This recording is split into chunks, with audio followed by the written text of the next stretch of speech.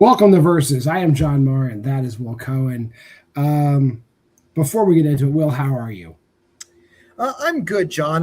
When looking at that intro, I realized that when we filmed it, we had a golden opportunity for a joke where you could have worn a wig, and with my hair being the way it is, we could have said that these movies are getting so bad that we're losing hair. Some of us just faster than others. But that being said, this week's film wasn't god awful. A step up. The backpacker. I'm not even sure I can call it a step up. I think it's a trip up. Like they fell up the fucking stairs, but it didn't make me hate my life.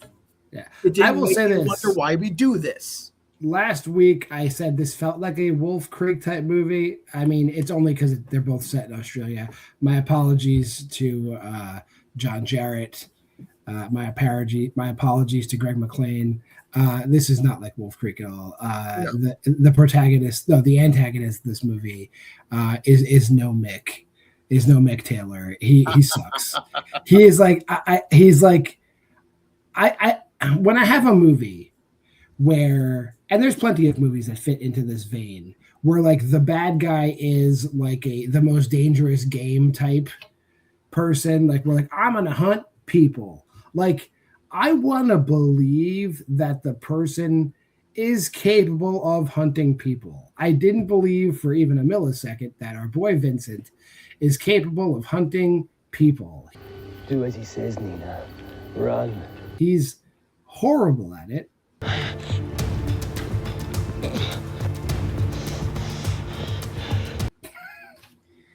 I mean, I feel like this guy is like, had like watched The Most Dangerous Game, or at least read the book, and decided that seems like the lifestyle for me, but he forgot the obvious thing, and that's how to kill people. He bought all the equipment, but doesn't know how to fucking use it.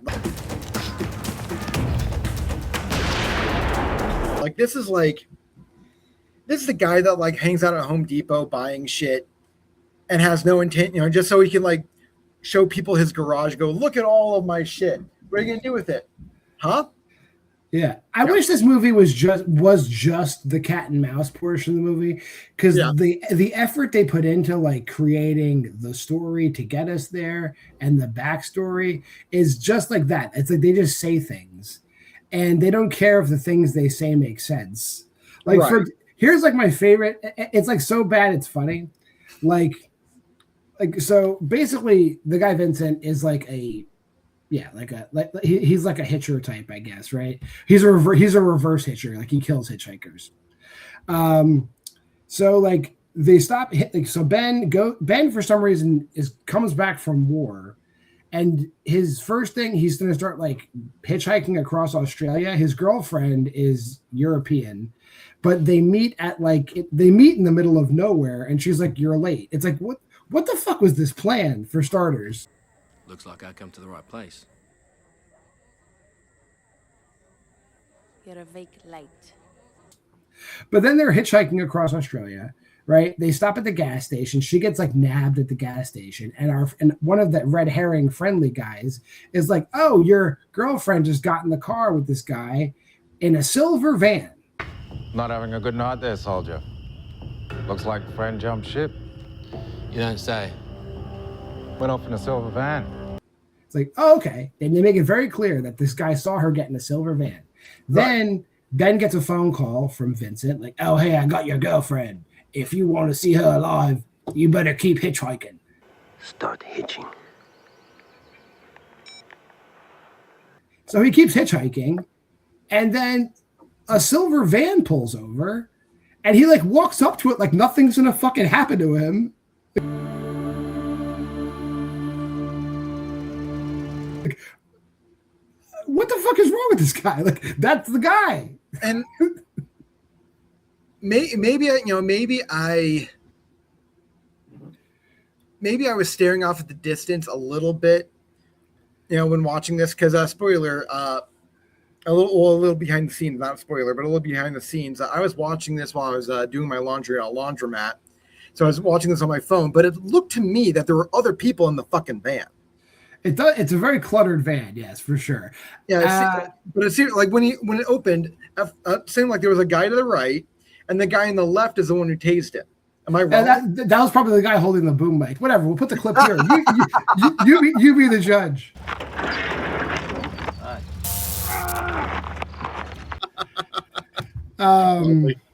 Whatever.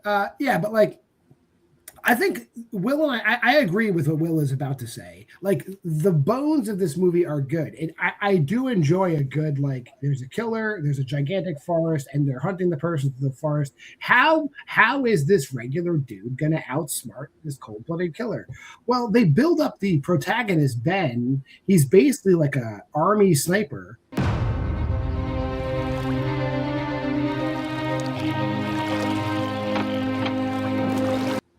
So it's like, and this guy is just like a for sport hunting people douchebag who hunts like co-eds. It's like, you know, this dude is mismatched, and they spend the whole movie with this. I don't think Vincent ever really gets the upper hand. He wings Ben. No. He wings him once,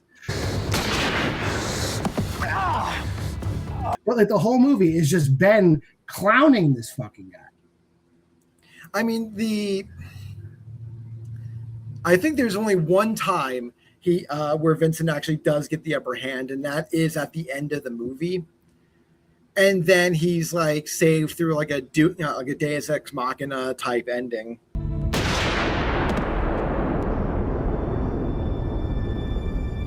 Yeah, because God forbid, evil triumph, I guess.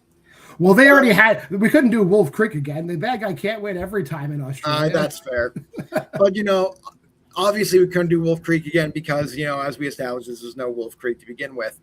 But yeah, this is like the army versus the Republican part. The red states. The red state militia thing. However, they bill it like this is the most dangerous game. Like they want you to believe that these guys are on the same level at all. And they're not, to the point where, like, I don't remember Ben ever holding a gun. He holds he uses like a bow and arrow at one point, and then I remember him using other he improvises I never remember him holding a gun. I don't think he does hold a gun. He improvises traps. There's a great scene where first of all, Vincent somehow tags Ben with a tracker, so he knows where he is the entire time. Right. And even after Ben finds the tracker, which is embedded in his skin in a fucking spike thing, you think you'd feel that.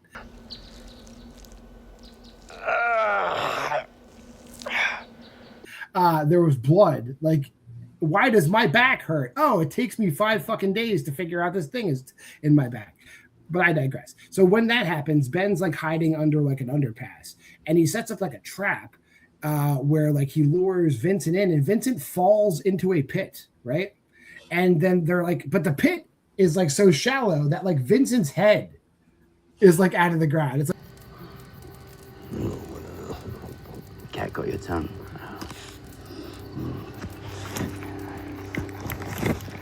Right. You couldn't put your fucking hands up and pull yourself up. I mean, I understand, Ben will just kill you if you do that. But the pit was he falls less than Walter Matthau falls at the end of Charade into this pit. He falls a shorter distance, and he's mate, I'm hit, But then it's just a pit, and it's a pit that Ben dug. But the second Ben turns his back, Vincent ducks down, and he's in a tunnel, right. You're telling me when Ben dug this pit, he didn't realize there was a fucking tunnel down there? Get the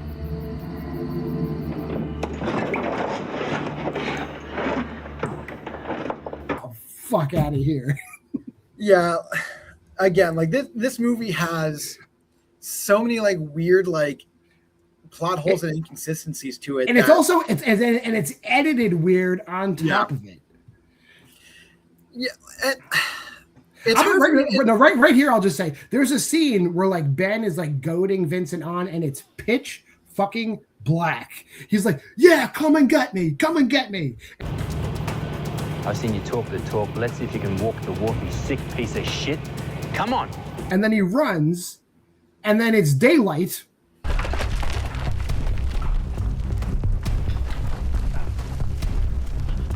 And he's like a half mile away. It's like, Right. We missed something here.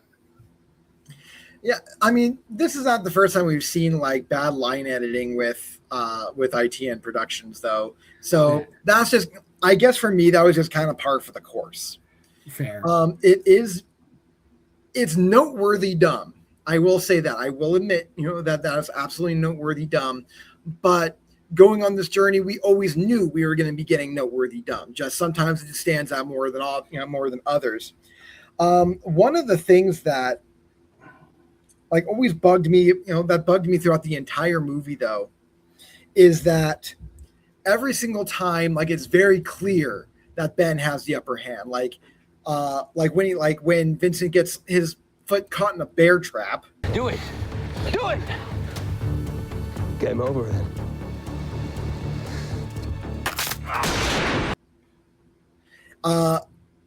He's just sitting there going, ow, ow, my leg, my leg. He has the opportunity to kill him right there. Yeah, hit him over the head with a rock. And he goes, bitch, and then runs off. And it's like, I mean, I'm paraphrasing, but that's basically what he does. He like makes fun of him and fucks right off. This guy kidnapped your girlfriend like twice and like is trying to kill you with a hunting rifle. Like, I don't know the laws in Australia. Call our Australian friends, but I got to imagine self-defense operates in the same kind of manner. And I got to say, just like that movie, that when we did Bad Bunny, remember Bad Bunny? Yes. There's a scene where like he rescues his girlfriend Nina. He like unties her and he's like, "You go that way."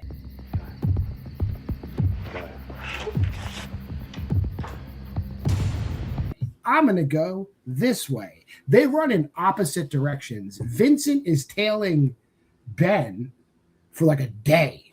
Right. But Nina's running in the opposite direction. But then somehow Vincent has enough time to know where she is, disguise himself as a lumberjack, and re-kidnap her. Can you help me? But of course, Nina. It's like, who the fuck wrote this? Like, and can I be a part of that kindergarten class? Because they're really advanced kindergartners. But kindergartners wrote that shit. You won't convince me otherwise. I mean, I've known some very creative special ed kids. I'm just putting that out there here. But it's it's maddening that like I don't know if it was the edit. I don't know if it was editing or whether it's just all the shit was just in the screenplay, and they just said, "Oh, well, he's hobbling because of a bear trap." But then, literally, the next scene, he's able to literally, he's like walking around like nothing's problem, or nothing is the matter, or like towards the end of the film, Ben shoots Vincent with a fucking bow and arrow. It goes in, it literally goes into him and knocks him into a dock, off a dock into water.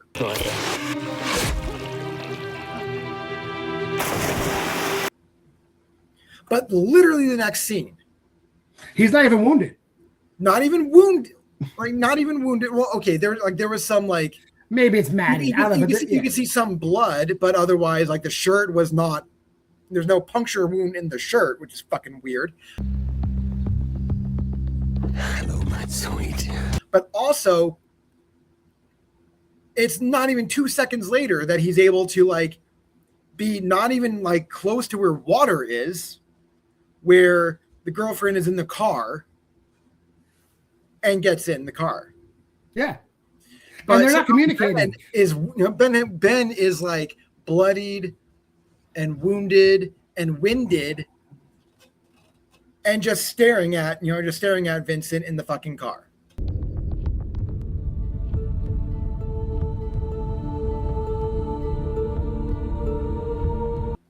Yeah. Okay, sure. Also, here's a few minor bonus points. Ben has like a Nokia cell phone. Vincent has like a Nokia cell phone. This chase scene goes on for like a week. Like they're just trailing each other for like a week. I don't know. I know he gets the bag of supplies from the old guy. I don't know what they're eating or drinking because Vincent maybe has supplies. I don't know. He's not carrying a bag. He's just carrying his gun. But this chase goes on for days. They never recharge these phones, and they're taunting each other on the phone nonstop. I also want to point out in the very beginning of the movie, Vincent applies like bad guys in Commando like face paint, right? Perfect face paint. Like it's like guerrilla warfare face paint. He never reapplies this face paint, but it's still perfect. After like days of going through the woods and falling down and getting and rolling in dirt, at the end of the movie, face paint is still perfect. You never see him reapply it. I don't understand it. Yeah, apparently that's the 96-hour war paint that that maybe Australians have access to. Who the fuck knows? I'm not going to call Jake Marangoni and ask him. Yeah, but send some up here. I want that. I want to be able to paint my face and never have to reapply it for a week. Jake. Right, but yeah, like completely sweat proof, completely like tear and blood proof. Hey, why not? But I don't know. It's. And we usually cover the whole movie. So he shoots Vincent off the dock with an arrow. He survives that. The hunter guy that talks to him at the beginning of the movie saves Nina and Ben when Vincent has the upper hand with the rifle. He shoots him again. So he's been shot with an arrow and shot with a rifle in the chest twice. But then at the end of the movie, they have him like hogtied, crucified upside down in the back of a car, and his eyes open up. Now, you see, we're actually missing a key part here of the ending, because the guy who shoots, the guy who finally shoots him in the chest, who shoots Vincent in the chest, this like literally a scene before, like we see, like before we get, if we see him get in the car with the girlfriend, he clocks this dude in the head, and he's unconscious, and somehow, literally the next scene, he's spry enough to accurately shoot the guy in the chest. Yes, that's it. Saving Ben. So apparently everyone in Australia is a fucking superhero. But here's the thing: they do that whole chestnut, like where like Vincent's eyes open up, he's still alive. Okay, cool. He's fucking hogtied upside down in the back of a truck. He's not going anywhere. He's not. He was never dangerous throughout the movie, and he's not dangerous now. It's not even that it's hogtied. It's like he's fucking upside down, so he's losing blood loss from his fucking skull. He's gonna lose consciousness in about like 40 kilometers. There's no way in hell like he's a threat. So why the fuck are they teasing with a sequel? And it's been long enough. There's not a sequel to this. Thank God there's not a fucking sequel to this. Yeah, 15 years later, no sequel. We're good. Let's check out some ratings then.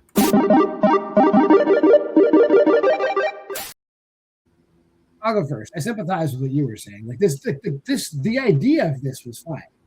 They just executed it. Piss poor. Like I'm into this type of movie. There's plenty of good movies like it. Some of my favorite movies are basically the plot of this movie. This is a 1.5 star. So I went slightly higher than John. I gave it 2, mainly because I didn't hate this movie. And honestly, had they like halfway through, I was kind of digging what they were doing to a certain extent. Yeah, there's some laughable moments, but we are dealing with horror films, and sometimes horror films, especially like B-level ones like this, have some of those like weird production issues and writing issues and stuff like that. Like they clearly weren't able to execute everything they wanted to do on paper. And so they had to compromise. That being said, this film does not know how to stick anything, let alone a landing. And so like I told myself, okay, if it keeps on this trajectory, maybe it can get up to 3 stars tops. And then it kept on getting worse with the acting, worse with the writing, worse with the giant plot holes and the shitty cuts and everything. It's like, I can only take so much bullshit for so long. That then again, the last like 2 or 3 movies we watched were so fucking bad. I feel like I need to like praise this one for making me not tell John that we should just quit this fucking show. So yeah, Tony Todd wasn't in this, at least. Tony Todd wasn't in this, and Tony Todd wasn't in this, let alone misused. So Yes. bravo. Now, next week, Tony Todd is also not in the movie next week, nor is there any That's actors fair. of note. Again, I don't know what to say about it. And the movie next week is called Hounds with a Z from Hell. Hounds from Hell. What is this about? I'll tell you a little bit. I'll tell you what I know. It's the future. It's the 22nd century in Los Angeles, and a pimp opens a gateway to hell. So we're going to start from that, and know it's an ITN movie, so I imagine it will be executed poorly. But you did say a pimp, right? I did say a pimp, yes. Okay. All right. So, hey, if you want to see that, tune in next week. But until next time, like, comment, subscribe, share. Go to the Facebook group at Why We Love Horror. Check out the Letterboxd challenge at that QR code. Drop me a line at wwlhorror@gmail.com. We are going to cover ITN movies, though. We can't take suggestions here, but we'd love to hear from you. But this has been Versus. I'm JWMaher. That's Will Cohen. We're still alive. We'll see you next week.